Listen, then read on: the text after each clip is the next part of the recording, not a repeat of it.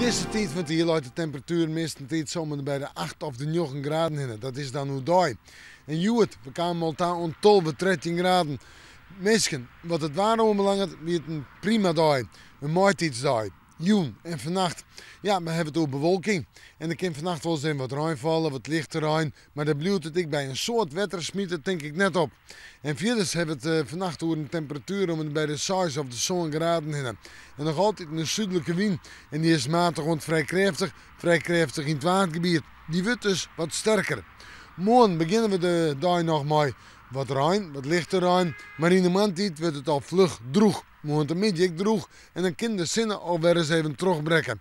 Ja, de temperaturen, ik denk zomaar bij het zien over misschien op plakken wel 12 graden. En de wind uit het zuiden en zuidwesten waai. En die is matig en vrij krachtig.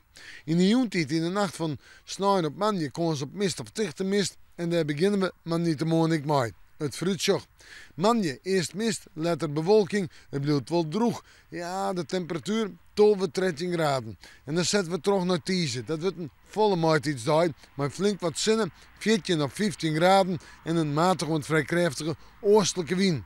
En zeggen we dan een waanzin, hebben we het nog altijd nur maaltijdswaar, maar droeg waar, maar zinnen en 12 of 13 graden.